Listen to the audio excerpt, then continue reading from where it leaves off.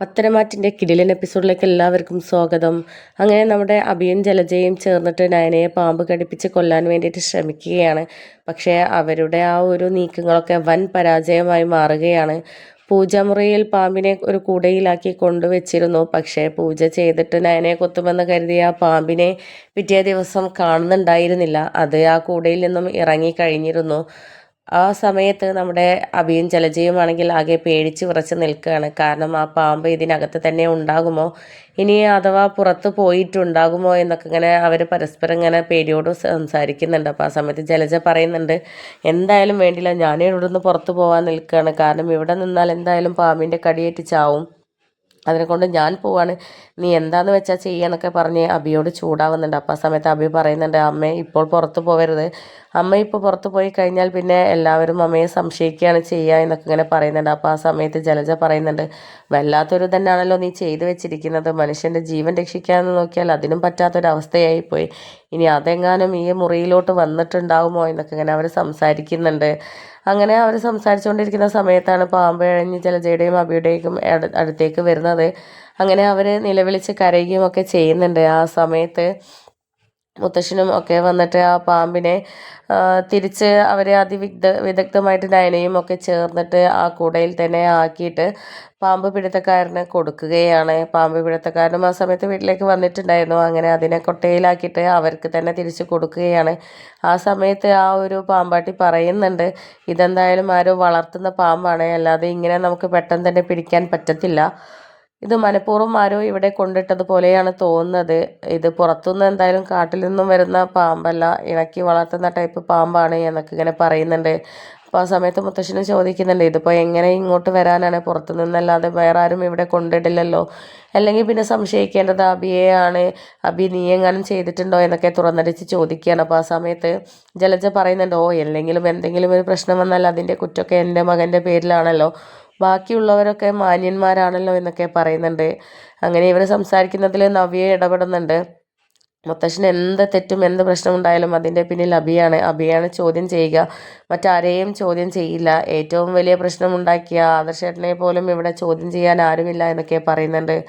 ആ സമയത്ത് മുത്തശ്ശൻ പറയുന്നുണ്ട്, അതിപ്പോൾ ഇവിടെ പറയേണ്ട സന്ദർഭമല്ല, സന്ദർഭം വരുമ്പോൾ അതിനനുസരിച്ചുള്ള സംസാരം സംസാരിച്ചാൽ മതി എന്നൊക്കെ പറഞ്ഞിട്ട് നവ്യയുടെ വായടപ്പിക്കുകയാണ്.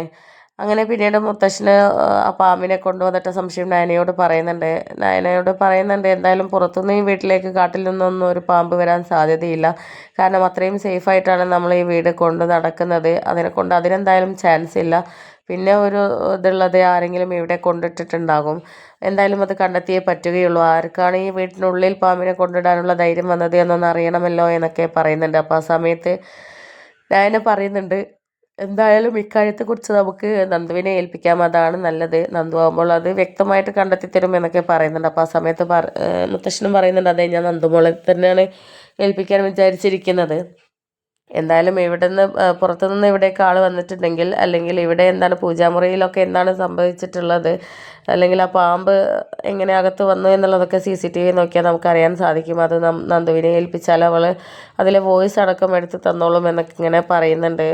അങ്ങനെ ഈ അഭിയും ജലജയും എന്തൊക്കെ ചെയ്യുകയാണെന്നുണ്ടെങ്കിലും CCTVൻ്റെ കാര്യങ്ങളൊക്കെ മറന്നിട്ടാണ് വൻ പൊട്ടന്മാരെ പോലെയാണ് ഓരോന്ന് ചെയ്ത് കൂട്ടുക.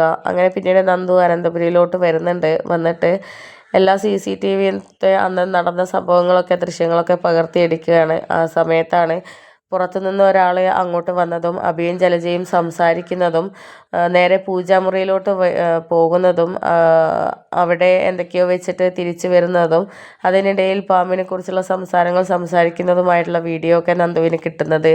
അങ്ങനെ പിന്നീട് മുത്തശ്ശൻ ചോദിക്കുന്നുണ്ട്, നന്ദു എന്തെങ്കിലും തെളിവൊക്കെ കിട്ടിയോ എന്നൊക്കെ ചോദിക്കുമ്പോൾ, തെളിവ് മാത്രമല്ല ഇതിൻ്റെ പിന്നിൽ ആരാണ് എന്നുള്ളത് വ്യക്തമായിട്ട് അറിഞ്ഞു മുത്തശ്ശ എന്നൊക്കെ പറയുകയാണ്.